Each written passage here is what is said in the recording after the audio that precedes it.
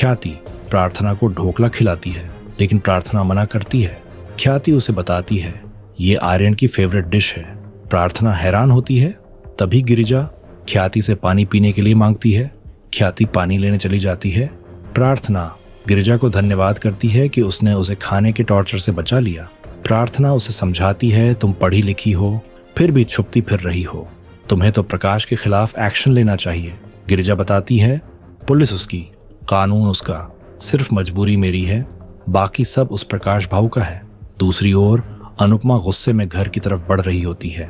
लीला उसे रुकने के लिए बोलती है। पाखी भी रोकने की कोशिश करती है, लेकिन अनुपमा नहीं रुकती। देविका अनुपमा को रोककर पूछती है क्या हुआ। अनुपमा इमोशनल होकर बताती है मेरे समर का कातिल सोनू राठौड़ मुझे प्रकाश भाऊ के घर में दिखा है। अनुपमा रोते हुए आगे बताती है सोनू राठौड़ को जेल में होना चाहिए, लेकिन वो इस घर में आराम से है। राही और लीला अनुपमा से पूछती हैं कहीं आपको फिर से आंखों का धोखा तो नहीं हुआ, जिस तरह आपको समर हर जगह दिखाई देता है। अनुपमा कहती है मेरी आंखें धोखा नहीं खा सकती, वो सोनू राठौड़ ही था।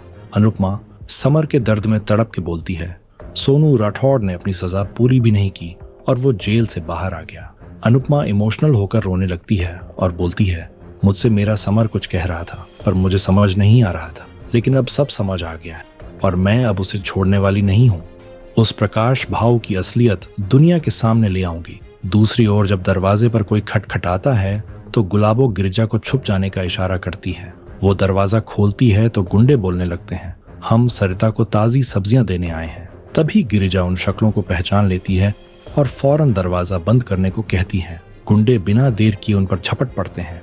ख्याति और गुलाबो उन्हें रोकने की कोशिश करती हैं। दूसरी तरफ सरिता समझाने की कोशिश करती है तुम्हें गलत फहमी हो रही है, प्रकाश भाऊ तो बहुत शरीफ इंसान है। अनुपमा मजबूत इरादे से जवाब देती है मुझे आपकी और पूरे गांव की यही आंख खोलनी है। आपके सामने हर चीज घट रही है, फिर भी आप कुछ देख क्यों नहीं पा रही। अब मैं वो करूंगी जो जरूरी है। अब समर को उसका हक जरूर दिलाकर रहूंगी। इसी बीच राही को प्रार्थना से खबर मिलती है गिरिजा को निशाना बनाया गया है। राही अनुपमा को बता देती है। दूसरी ओर ख्याति और गुलाबो दरवाजा जोर से बंद कर देती है, पर गुंडे खिड़की के रास्ते अंदर घुस जाते हैं। सभी घबरा जाती हैं। इधर अनुपमा सबके साथ भागती हुई गिरिजा की जान बचाने के लिए तेजी से पहुंचती है। गुंडे प्रकाश को बताते हैं गिरिजा का पता चल गया है। प्रकाश गिरिजा को खत्म करने का आदेश देता है। सोनू राय देता है अनुपमा बहुत तेज है। प्रकाश जवाब देता है हर माँ तेज होती है। सोनू स्ट्रैटेजी बताता है पहले गिरिजा से निपटें, फिर अनुपमा संभाल लेंगे। इधर गुंडे कमरे का दरवाजा जोर जोर से तोड़ने में लगे हैं। प्रार्थना डर जाती है और ख्याति उसे तसल्ली देती है। दूसरी तरफ प्रकाश सोनू से वादा करता है अगर अनुपमा खुद यहाँ से निकल जाए तो बेहतर है, नहीं तो यहाँ से सबकी लाशें उठेगी। तुम्हारे पिता से मैंने वादा किया है तुम्हारी सुरक्षा का। दूसरी ओर गुंडे दरवाजा तोड़कर अंदर घुस आते हैं और गिरिजा को जबरदस्ती खींचने लगते हैं। अचानक अनुपमा वहां आ जाती है और सभी मिलकर गुंडों की खूब धुलाई करती हैं। अनुपमा सबको संभालती है और गुंडों को भगाने में कामयाब होती है। अचानक अनुपमा की नजर प्रकाश और सोनू पर पड़ती है जो गाड़ी में बैठे होते हैं। वो हैरान हो जाती है। अनुपमा जोश में उनकी तरफ बढ़ने लगती है, पर गाड़ी वहां से रवाना हो जाती है। फिर अनुपमा अंदर कदम रखती है तो ख्याति गुस्सा दिखाती है अब बहुत हो गया, मैं अपनी बच्ची को इतनी खौफनाक जगह पर एक पल भी नहीं टिकने दूंगी। लीला भी सहमत होती है। राही सवाल उठाती है क्या हम डरकर कहीं चले जाएं? लीला राही को खामोश रहने की हिदायत देती है। किंजल अपनी राय देती है सोनू को गिरफ्तार करने के लिए यहाँ रहना जरूरी नहीं। अनुपमा मुश्किल में पड़ जाती है। फिर राही प्रेम से कॉल पर बात करती है। प्रेम खुशखबरी सुनाता है हमारे रेस्टोरेंट के लिए जगह मिल चुकी है। राही खुशी से झूम उठती है। प्रेम राही से जल्द वापसी की फरमाइश करता है। राही खामोश पड़ जाती है तो प्रेम चिंता जताता है वहां सब ठीक है ना।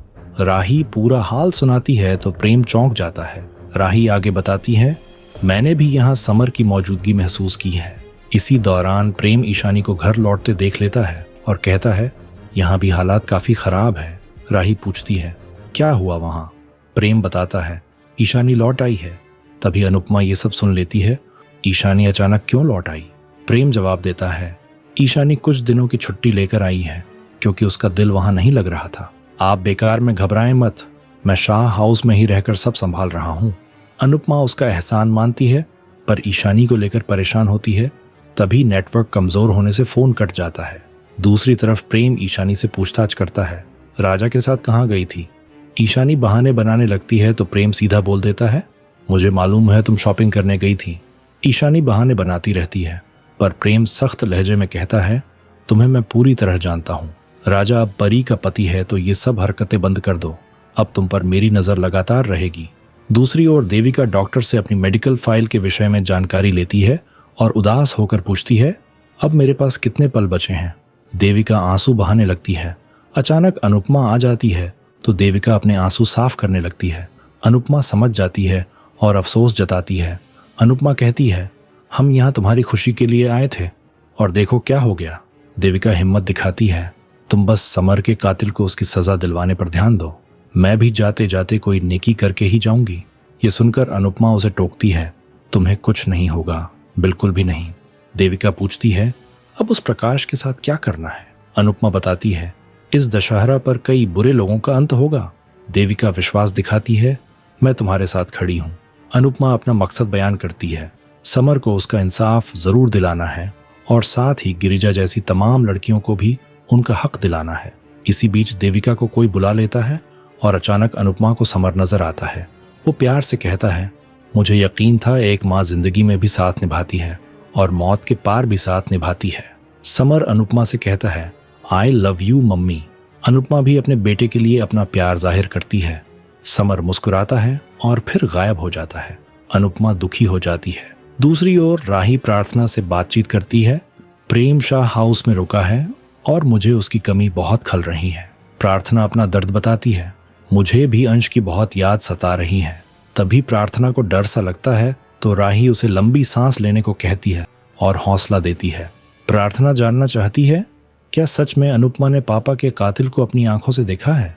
राही यकीन दिलाती है, मम्मी उसे पहचानने में गलती नहीं कर सकती। प्रार्थना को ख्याति बुलाती है तो प्रार्थना उठकर चली जाती है। तब राही को समर की आवाज सुनाई देती है। समर उसे अनुपमा की मदद करने को कहता है। राही चौंक कर कहती है, मैं जरूर मदद करूंगी। दूसरी तरफ गिरिजा अनुपमा की योजना सुनकर डर जाती है। मैं इतना बड़ा कदम नहीं उठा सकती। अनुपमा तर्क देती है, अगर तुमने नहीं किया फिर भी वो तुम्हारी जान ले लेंगे। अनुपमा गिरिजा को समझाती है, अब तुम्हें बहादुरी दिखानी ही होगी। गिरिजा अपना डर बयान करती है, सब कुछ प्रकाश के काबू में है। अगर मैंने कोई हरकत की तो मेरे माँ बाप को भी जान से हाथ धोना पड़ेगा। अनुपमा उसे एहसास दिलाती है, सोनू राठौड़ ने मेरे बेटे को भी मार दिया है। अनुपमा उसे मिन्नत करती है। आखिरकार गिरिजा राजी हो जाती है। अनुपमा उसे सीने से लगा लेती है और शुक्रिया अदा करती है। आने वाले एपिसोड में देखेगा प्रकाश भारती के साथ बदतमीजी की कोशिश करता है। राही उसकी वीडियो रिकॉर्डिंग कर रही होती है। दूसरी ओर सोनू गिरिजा को खाई में धक्का देने वाला होता है, पर अनुपमा वक्त पर पहुंचकर उसे बचा लेती है और सोनू को खुद खाई में धकेल देती है। प्रकाश राही को देख लेता है और दावा करता है, कोई मेरे पास तक नहीं आ सकता। प्रकाश अनुपमा को धमकाता है, अगर सोनू को जरा सी भी तकलीफ हुई तो राही सलामत नहीं रहेगी। अनुपमा डर जाती है। आपको क्या लगता है, क्या अनुपमा राही को बचाकर प्रकाश को सजा करवाने में कामयाब हो पाएगी? कमेंट करके जरूर बताएं।